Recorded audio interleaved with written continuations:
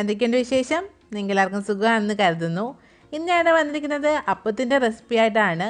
ഈസ്റ്റോ baking സോഡയോ ഒന്നും ഇല്ലാതെ തന്നെ നല്ല സൂപ്പർ സോഫ്റ്റ് ആയിട്ടുള്ള അപ്പം നമുക്ക് തയ്യാറാക്കാൻ പറ്റും.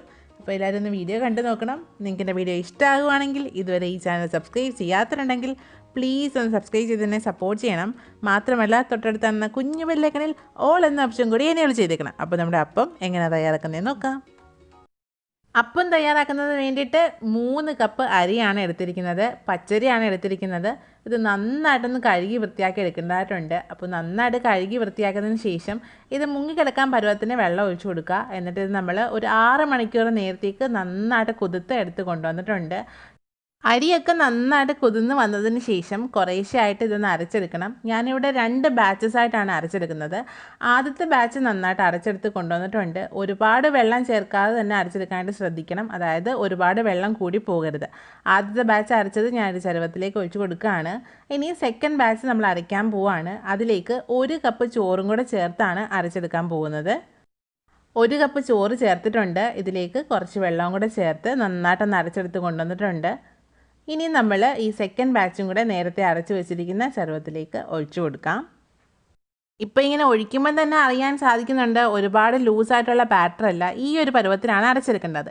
ഇനി ഇതിലേക്ക് നമ്മൾ ആവശ്യത്തിനുള്ള തേങ്ങയാണ് അരച്ച് ചേർക്കാൻ പോകുന്നത്. ഒരു വലിയ തേങ്ങയാണ് എടുത്തിരിക്കുന്നത്. ഇളവൻ തേങ്ങയാണ് എടുത്തിരിക്കുന്നത്. അപ്പോൾ മാക്സിമം ഇളവൻ തേങ്ങ തന്നെ അരച്ചെടുക്കാനായിട്ട് ശ്രദ്ധിക്കണം. ഇനി നമ്മൾ ഇതിലേക്ക് നമ്മുടെ സ്പെഷ്യൽ ഇൻഗ്രീഡിയൻ്റ് ആണ് ചേർക്കാൻ പോകുന്നത്.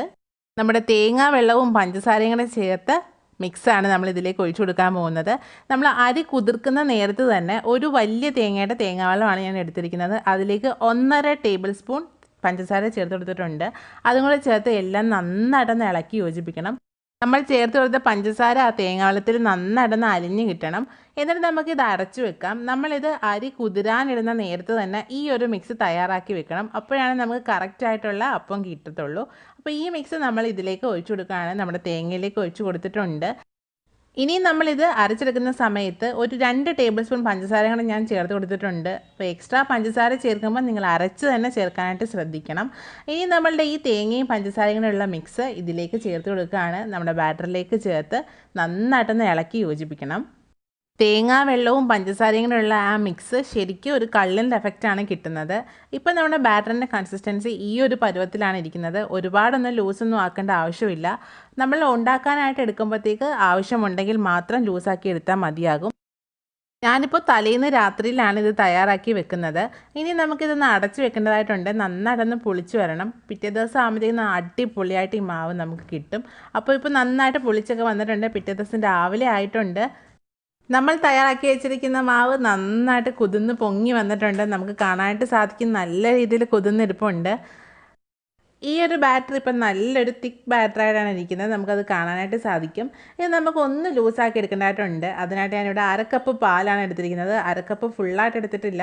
കുറേശ്ശെ ചേർത്ത് നമ്മളുടെ കൺസിസ്റ്റൻസി എത്തുന്ന വരെ നമുക്കൊന്ന് ഇളക്കി എടുത്തുകൊണ്ടിരിക്കാം. അപ്പോൾ എടുത്തിരിക്കുന്ന പാൽ അത്രയും ഞാൻ ചേർത്ത് കൊടുത്തിട്ടുണ്ട്. 1/2 കപ്പിൽ നിന്നും 1 ടേബിൾ സ്പൂൺ കുറവായിരിക്കും ഞാൻ ചേർത്ത് കൊടുത്തിരിക്കുന്നത്. അപ്പോൾ ഈ ഒരു പരുവത്തിൽ ഞാൻ നന്നായിട്ട് ലൂസാക്കി എടുത്തിട്ടുണ്ട്.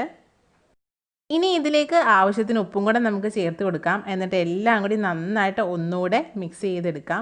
അതിനുശേഷം നമുക്ക് ഓരോരോ അപ്പങ്ങളായിട്ട് ചുട്ടെടുക്കാം.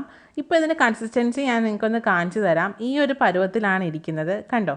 ഇപ്പോൾ നിങ്ങൾക്ക് കാണാനും സാധിക്കുന്നുണ്ട് നല്ല രീതിയിൽ കുതിർന്ന് പൊങ്ങിയിരിക്കുന്ന മാവാണ്. അപ്പോൾ ഈ ഒരു പരുവത്തിലാണ് നമുക്ക് വേണ്ടത്. ഇനി നമുക്ക് നമ്മുടെ അപ്പം ചുട്ടു തുടങ്ങാം. നമ്മുടെ പാൻ ഒന്ന് ചൂടായി വരണം. അപ്പോഴാണ് നമ്മളിതിലേക്ക് മാവ് ഒഴിച്ചു കൊടുക്കേണ്ടത്. ഭയങ്കരമായിട്ട് ഹൈ ഫ്ലെയിമിൽ വെച്ചിട്ട് ചൂടാക്കാതിരിക്കാൻ ശ്രദ്ധിക്കണം. ഒരു മീഡിയം ഫ്ലെയിമിൽ വെച്ചിട്ട് വേണം നന്നായിട്ടൊന്ന് ചൂടാക്കി എടുക്കാൻ. അതിനുശേഷം നമുക്ക് ആവശ്യമായിട്ടുള്ള മാവ് ഇതിലേക്ക് ഒഴിച്ചു കൊടുക്കാം. ഇപ്പം മാവൊക്കെ ഒഴിച്ച് കൊടുത്തിട്ടുണ്ട്. നന്നായിട്ടൊന്ന് ചുറ്റിച്ച് കൊടുക്കാം. ഇതുപോലെ നല്ല ഹോൾസൊക്കെ വന്നു തുടങ്ങിയിട്ടുണ്ട്. ഇപ്പോൾ തന്നെ നമുക്ക് കാണാനായിട്ട് സാധിക്കും. അപ്പോൾ ഹോൾസൊക്കെ വന്ന് തുടങ്ങിയതിന് ശേഷം നമുക്കിത് ഒന്ന് അടച്ചും കൂടെ വെച്ച് കൊടുക്കാം. അപ്പോൾ നല്ല പെർഫെക്റ്റ് അപ്പമായിട്ട് നമുക്ക് കിട്ടും. ഇപ്പം ഞാൻ അടച്ച് വെച്ച് കൊടുത്തിട്ടുണ്ട്. ഇനി ഇതൊന്ന് വെന്ത് വരട്ടെ. അതുവരെ നമുക്കൊന്ന് വെയിറ്റ് ചെയ്യാം. ഇപ്പം നമ്മുടെ അപ്പം അടിപൊളിയായിട്ട് വന്നിട്ടുണ്ട്. നല്ല സൂപ്പർ സോഫ്റ്റായിട്ടുള്ള അപ്പമാണ്. കാണുമ്പോൾ തന്നെ അറിയാം നല്ല സോഫ്റ്റായിട്ടുള്ള അപ്പമാണ്. ഇതുപോലെ എല്ലാ അപ്പവും നമുക്ക് തയ്യാറാക്കിയെടുക്കാം. ബേക്കിംഗ് സോഡയോ ഈസ്റ്റോ ഒന്നും ഉപയോഗിക്കാതെ തന്നെ നല്ല സൂപ്പർ സോഫ്റ്റ് ആയിട്ടുള്ള അപ്പം നമുക്ക് തയ്യാറാക്കി എടുക്കാൻ പറ്റും. അപ്പോൾ ഇതുവരെ ഇതുപോലെ തയ്യാറാക്കാത്തവർ തീർച്ചയായിട്ടും തയ്യാറാക്കി നോക്കണം. ആ ഇളന്ന തേങ്ങ ചേർക്കുന്നതാണ് ശരിക്കും അപ്പത്തിന് നല്ല ടേസ്റ്റി ആയിട്ട് സോഫ്റ്റ് ആയിട്ടും കിട്ടുന്നത്. തീർച്ചയായിട്ടും തയ്യാറാക്കി നോക്കുക. എന്നിട്ട് നിങ്ങളുടെ അഭിപ്രായങ്ങൾ എന്നെ മറക്കാതെ അറിയിക്കുക. ഇന്നത്തെ നമ്മുടെ അപ്പത്തിൻ്റെ റെസിപ്പി എല്ലാവർക്കും ഇഷ്ടമായി കാണുമെന്ന് ഞാൻ കരുതുന്നു. വീഡിയോ ഇഷ്ടമായാൽ ലൈക്ക് ചെയ്യാനും നിങ്ങളുടെ ഫ്രണ്ട്സിന് ഷെയർ ചെയ്ത് കൊടുക്കാനും മറക്കരുത്. ആദ്യമായി കാണുന്നവർ പ്ലീസ് ഒന്ന് സബ്സ്ക്രൈബ് കൂടി ചെയ്തതിനെ സപ്പോർട്ട് ചെയ്യുക. അടുത്ത ദിവസം നമുക്ക് ഒരു അടിപൊളി റെസിപ്പി ആയിട്ട് വീണ്ടും കാണാം. Till then, take care.